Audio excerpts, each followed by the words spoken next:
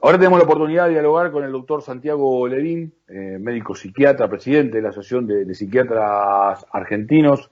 Santiago Edgardo Chini, saluda nuevamente aquí por estado de alerta por Radio Cooperativa. ¿Cómo te va? Buenas tardes. Hola Edgardo, buenas tardes. Gracias por atendernos. A Como ustedes, a siempre, ustedes. es un gusto conversar contigo.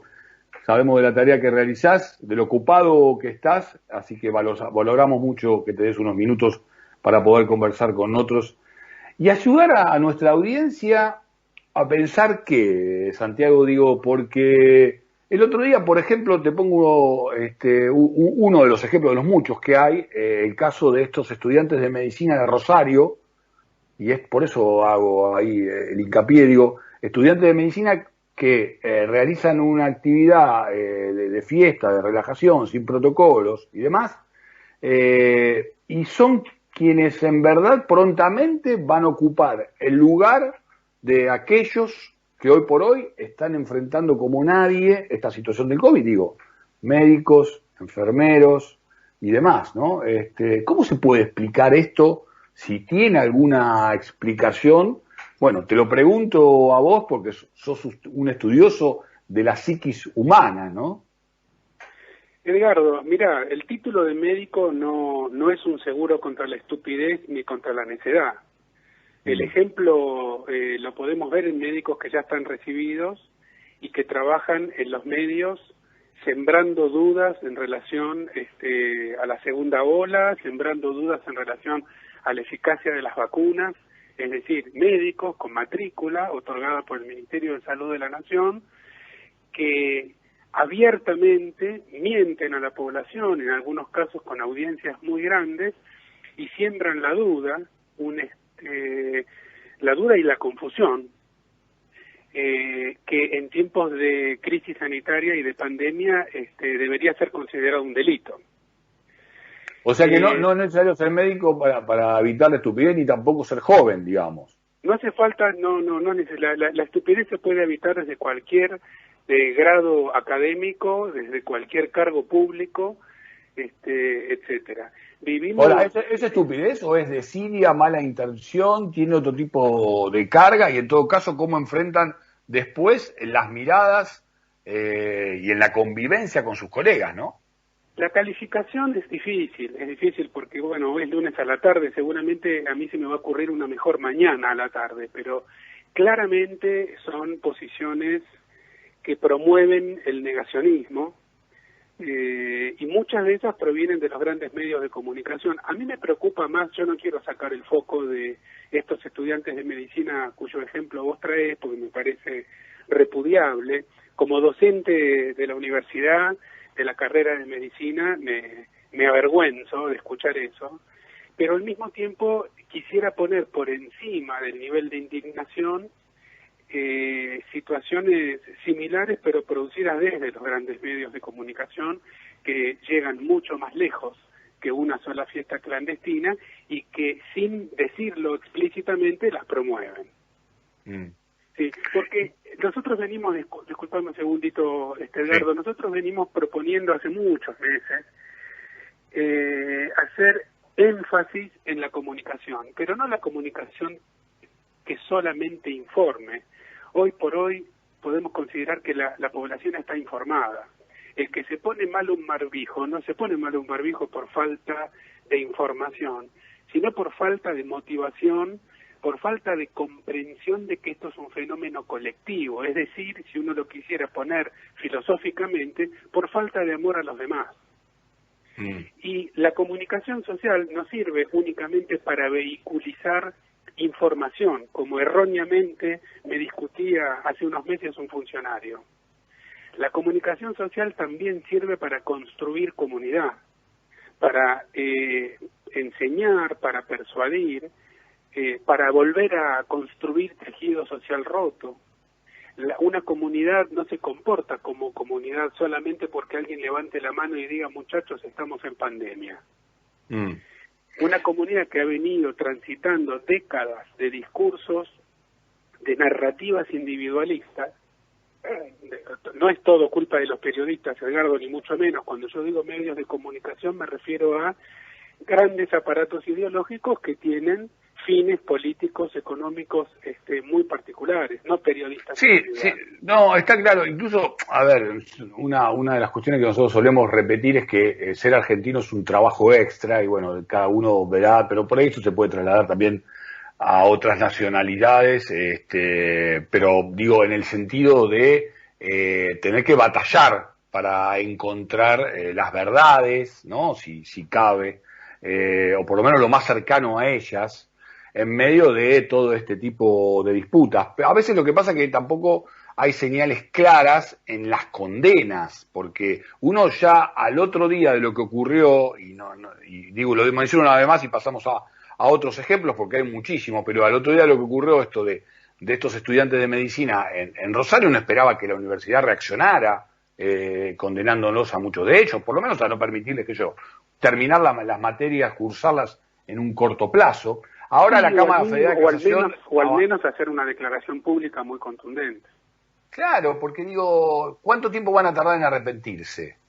Cuando ejerzan la profesión, se acordarán de esa foto que se sacaron, pero digo, ahora la Cámara Federal de Casación ha dejado firme el procesamiento y el embargo por 50 millones de pesos de Eric Torales. Fue un joven que fue con coronavirus a un cumpleaños de 15, bueno, apenas regresó de Estados Unidos, esto fue el 14 de marzo de 2020, hace un poquito más de un año.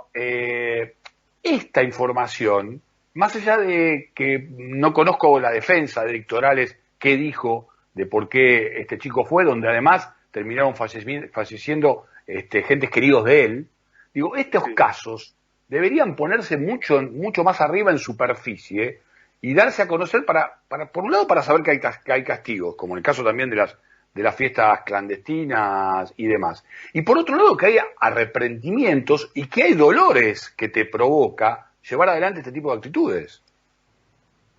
Sí, seguimos hablando de comunicación.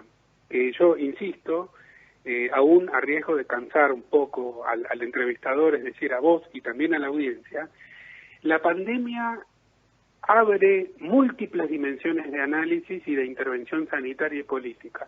Uno de esos aspectos es el biológico, de esto se habla muchísimo, cómo funcionan las vacunas, cómo funciona el virus, cómo salta de un individuo a otro, si es más importante sanitizar las superficies o ventilar los ambientes, cuánto es una distancia sanitaria adecuada, cómo usar el barbijo. Esta es la parte biológica del asunto que es insolayable, pero tiene muchos otros aspectos la pandemia.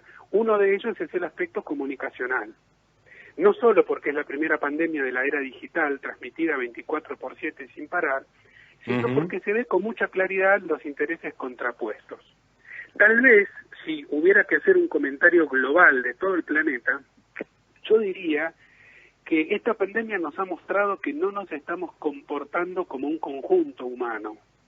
Lo que pasó con la distribución inequitativa de las vacunas, lo que la pandemia revela en cuanto a la inequidad social en general y los sistemas sanitarios deficitarios, lo que revela en relación a la imposibilidad que tuvimos como conjunto humano de cancelar las patentes de las vacunas, y hay laboratorios haciendo ganancias millonarias con una tragedia mundial. Todo esto también se reproduce localmente. Sí, yo no quiero, a ver, en algún sentido suelo pensar mal, como digo, pero a veces me la dejan picando, pero no quiero caer sobre las teorías conspirativas, digo, no porque vos me las estés sugiriendo, sino porque a mí me es fácil por ahí ir sobre ellas, aunque muchos dicen que no existe y demás, ¿no? Y digo, ¿hasta qué punto pandemias como estas son funcionales en la medida que hoy por hoy no existen las guerras cuerpo a cuerpo, por ejemplo, ¿no? Como existieron hacia principios del siglo pasado. Ahora, hoy, el aquí y ahora, el presente, ¿no? Yo abría el programa mencionando la palabra dilema, aquello que en realidad siempre te lleva a otro dilema más, o sea, no encontrás la solución, y siempre tiene algunas cuestiones a favor y otras en contra. Parece ser que las autoridades en este momento, las de nuestro país, las de los distintos gobiernos, se encuentran frente a este dilema, donde no habría tantas posibilidades de opciones, sino que de alguna u otra manera van a perjudicar a tal o cual sector. ¿Vos ves que estamos a la altura de las circunstancias en este momento, que hemos aprendido realmente de todo este proceso que venimos viviendo, o nos encontramos nuevamente ante un dilema que va a ser de difícil solución? A ver, En relación a lo que vos decías antes, yo no creo en la teoría conspirativa, sí creo en un sistema absolutamente insuficiente, que día a día, un sistema mundial, social y político y económico, que se revela como profundamente injusto. Mientras nosotros hablamos de estos temas abstractos, en Argentina hay 4.000 barrios carenciados donde viven 5 millones de personas. Eso es inaceptable. Y cuanto peor uno está en la escala social, peor la pasa en las crisis de este tipo. Ahora, mientras ciertos sectores muy bien organizados, con intereses muy hegemónicos y concentrados, comunican muy bien y la tienen re clara, desde el gobierno se comunica mal. Entonces, si bien es cierto que hemos aprendido mucho sobre este virus, fíjate que hay un dato muy importante allí. El 14% de los fallecimientos por coronavirus a principios de la pandemia en Argentina correspondían a personal de salud. Hoy en día ese número ha bajado casi al 2%. Es decir, hemos aprendido un montón de cosas, los médicos, el personal de salud, la población en general, etcétera. Ahora, si luego de un año y pico de agotamiento del sistema, del personal de salud, de las personas, de los jóvenes por lo que pierden, de los viejos por lo que pierden, de los que se quedaron sin trabajo, queremos recurrir a la herramienta restrictiva que parece ser la más indicada en este momento, pregunto, ¿cómo lo vamos a comunicar? ¿Y porque cómo me vamos que a ahí hacer está que una se de las cumpla, claves, ¿no? También. ¿Y cómo vamos a hacer que se cumpla también, no? Bueno, está incluida en la misma pregunta, porque no hay nada más peligroso en política que dar una indicación y que no se cumpla. Ahora, ¿cómo vamos a hacer para persuadir, para convencer a la población de que tenemos que volver por unas pocas semanas a cuidarnos de vuelta? Hace pocos días un periodista escribió una columna que terminaba diciendo: el gobierno tiene 3 opciones: convencer, obligar o resignarse. Nosotros venimos desde el inicio de la pandemia insistiendo en que es importante convencer. Hay una parte que es información y hay otra parte que es construcción de comunidad, para lograr lo que no logra una vacuna, que es la solidaridad de rebaño. La solidaridad de rebaño, que se basa en la cooperación, es la tecnología más sofisticada que tiene la humanidad desde que es humanidad para poder superar tragedias de este tipo. Cooperación significa que yo no voy a ponerme el barbijo para salvarme el pellejo propio, sino por amor a los demás. Cooperación significa que yo puedo resignar una parte con dolor, con un duelo, con bronca, pero lo hago apuntando a un bien común. ¿Desde dónde, desde qué narrativa, desde qué discurso se nos invita a vivir en ese bien común para no ver únicamente lo que cada uno pierde por su cuenta? Esa es la comunicación que nosotros venimos solicitando, proponiendo, señalando desde el inicio.